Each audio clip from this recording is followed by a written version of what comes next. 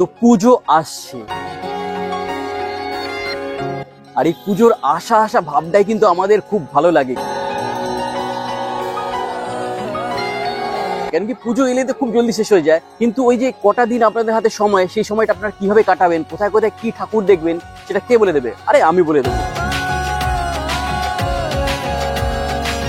কিভাবে কলকাতার নর্থের পুজোগুলো আপনারা দেখবেন, সবকিছু থাকবে এই ভিডিওটাতে। এটা হবে রুট গাইড, প্লাস কোথায় কোথায় কি থিম হতে চলেছে সেটারও আপনাদের একটা ইঙ্গিত দেবো কিন্তু এই ভিডিওটাতে। তো এই ভিডিওটা দেখলেই আপনার কোনো ভিডিও দেখতে লাগবে না, সব কিছু ইনফরমেশন এই একটা ভিডিওতেই আছে।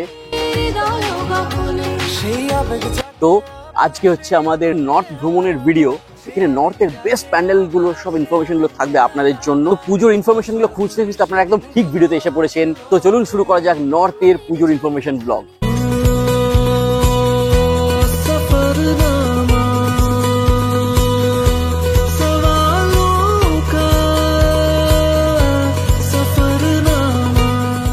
তো আমরা চলে এসেছি আমাদের প্রথম পুজোতে, সেটা হলো গিয়ে মোহাম্মদ আলী পার্কের পুজো। আমাদের স্টার্টিং পয়েন্ট এটাই হয়, কেন কি সেন্ট্রাল থেকে নেমে এটা সবচেয়ে সামনে পড়ে। তো নর্থের পুজো দেখা স্টার্ট আমরা এখান থেকেই করে থাকি। তো পুজো মানে কিন্তু সবার, তাই জন্যই দেখুন মোহাম্মদ আলী পার্কেও কিন্তু দুর্গা পুজো হয়।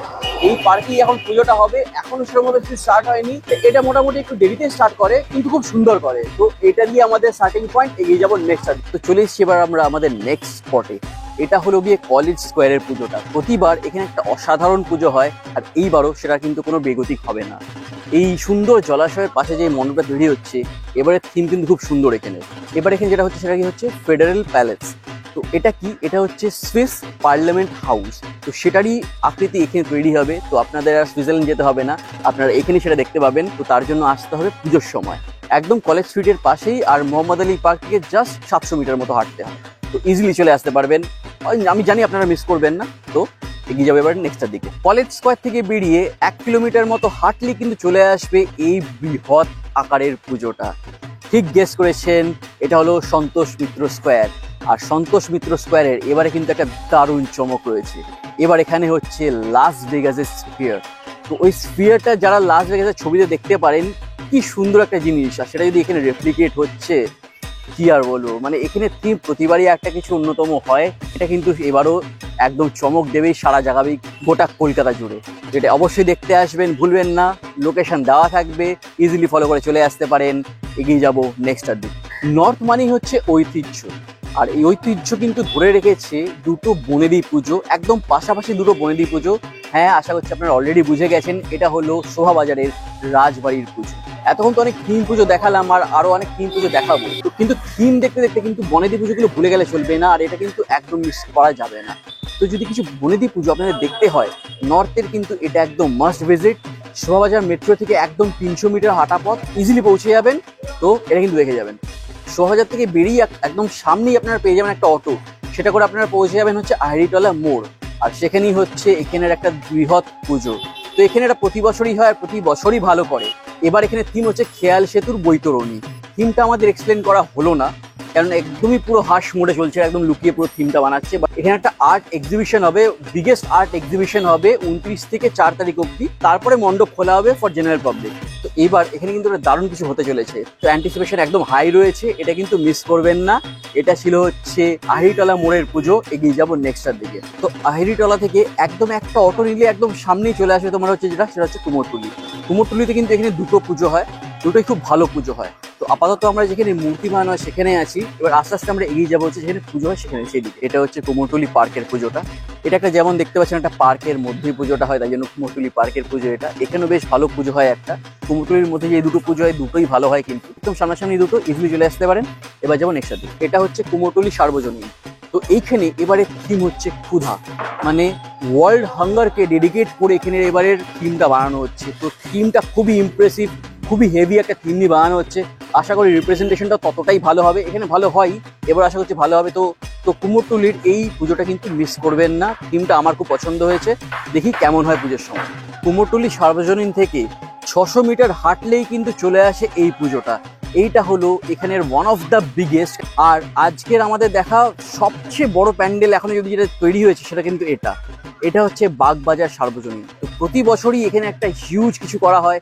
এবছরে যার ঢাঁচা দেখতে পাচ্ছেন আপনারা, তো মনে হচ্ছে এবারও বিশাল কিছু একটা থিম আছে। থিম বলছেন না এনারা, ওই আন্ডার দ্য র্যাপ ভাষা চলে সব জায়গায়, একটু সবাই একটু লুকিয়ে রাখতে আছে থিমগুলো। বাট যেটা জানা গেল সেটা হচ্ছে এটা দেখার মতো হতে চলেছে। তো সেটা তো প্রি কনস্ট্রাকশন দেখি আমরা একটু এক্সপেক্ট করছি। তো এটা হাইলি অ্যান্টিসিপেটেড হবে আমার জন্য। আপনারা অবশ্যই আসবেন বাগবাজার সার্বজনীন। এবার চলে যাবো নেক্সট পুজোগুলোর দিকে। তো এরপর আমরা চলে এসেছি হচ্ছে আরেকটা খুব সুন্দর পুজো যেখানে হয় একদম উল্টোডাঙার কাছেই। এটা হলো তেলেঙ্গা বাগানের পুজো। আগেই বলতে চাই, আগের বার আমার ভিডিওতে এত ভালোবাসা দেখানোর জন্য তেলেঙ্গা বাগানবাসীদের অনেক ধন্যবাদ। আমার ভিডিওতে আপনারা কমেন্ট করেছিলেন, আমি তাতে খুবই খুশি হয়েছি। তো এবারও আমার ভিডিওটা আপনারা দেখবেন, কিন্তু আপনাদের এখানটা কভার করছি আমি এবারও। আর এবারও কিন্তু দারুণ থিম হচ্ছে, একটা ইউনিক থিম হচ্ছে, যা দেখে মনে হলো। এক্স্যাক্ট নামটা জানতে পারিনি থিমটার কি, বাট যা তৈরি হচ্ছে, ইন্টারনাল যা কাজ হচ্ছে, আপনারা ফুটেজে যা দেখছেন খুব সুন্দর হচ্ছে। এবারও কিন্তু এখানে একটা দারুণ থিমওয়ালা পুজো হতে চলেছে। তো এটা কিন্তু অবশ্যই মিস করবেন না, উল্টোডাঙার একদম কাছেই এটা। তো এবার এগিয়ে যাবো one of the most anticipated পুজোর দিকে। তো আমরা এইবার এসে গেছি one of the most anticipated Puja of Kolkata, যেটার নামে এখন একটা বাস স্টপও হয়ে গেছে। 3 সেকেন্ড দিলাম, কমেন্টে গেস করুন। 3, 2, 1। যারা যারা গেস করলেন শ্রীভূমি, একদম ঠিক গেস করেছেন। তো আমরা চলে এসেছি এবার শ্রীভূমিতে।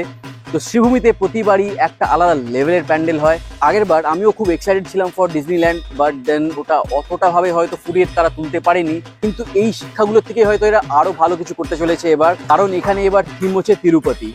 সো তিরুপতি তোমরা যদি দেখতে চাও কলকাতার মধ্যেই, তোমাদের আসতে হবে শ্রীভূমিতে। তবে ভিডিও কিন্তু এখানেই শেষ নয়, আমরা কিন্তু এবার এক্সটেন্ড করছি আরেকটু নর্থের দিকে, কারণ আমাদের আগের বার বলা হয়েছিল কমেন্টসে যে এইগুলো কেন কভার হয়নি। তো এবার আমরা দমদমও কভার করব। তো এতক্ষণ অবধি যদি তোমাদের ভিডিওটা ভালো লাগছে, প্লিজ সাবস্ক্রাইব করে যাও আর কমেন্ট করে যাও যেটা তোমাদের মনে হচ্ছে সেটা। আর পারলে একটু লাইকটাও করে দিও। কিন্তু ভিডিও এখানেই শেষ নয়, চলো এগিয়ে যাই দমদমের দিকে। তো শ্রীভূমির থেকে একটু এগুলেই তোমরা পৌঁছে যাবে হচ্ছে দমদম পার্কের এই পুজোটা। দমদম পার্ক সার্বজনীন এই পুজোটা বেশ ভালো হয় প্রতিবারই। তো এইবারও আশা করছি ভালো হবে। আপাতত সব ঢেকে ঢুকে বানাচ্ছে, এখনো সবে মোটামুটি কাজ শুরুই হয়েছে। তো তাই থিমটা এক্স্যাক্টলি কেউ বলতে চাইছে না, কিন্তু আশা করছি এটাও ভালো হবে এবারই প্রতিবারের মতোই। শ্রীভূমিতে থেমে থেকো না, একটু একটু এগোতে থেকো, এগুলোই তোমরা পৌঁছে যাবে দমদম পার্কে এই পুজোটায়। আমরাও এখান থেকে এগিয়ে পৌঁছে যাবো আমাদের নেক্সট পুজোতে। চলো এগিয়ে চলি।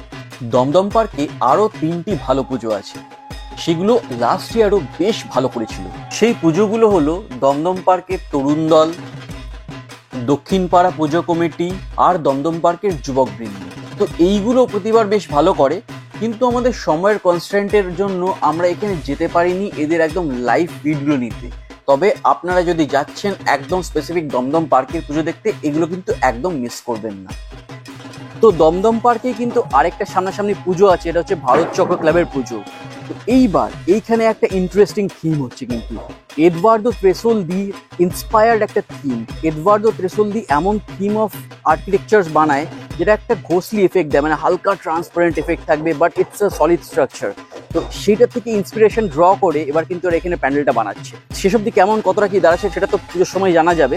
তো যদি এটা হচ্ছে তাহলে it will be one of the best Puja of 2024 in Kolkata. তাই জন্য পুজোর সময় অবশ্যই এটা এসে দেখবে। আর আমাদের ভিডিও এখানেই শেষ নয়, this was the penultimate one. আমরা এবার এগিয়ে যাব আমাদের এবার লাস্ট ফাইনাল দ্য আলটিমেট পুজোর দিকে। তো আমরা এসেছি যে দমদম পার্কের সামনে আরেকটা পুজোতে, কাছাকাছি সবকটা পুজো আছে, আর এটা কিন্তু ওয়ান অফ দ্য বিগেস্ট হচ্ছে এখানে। এটা হচ্ছে তরুণ সংঘের পুজোটা।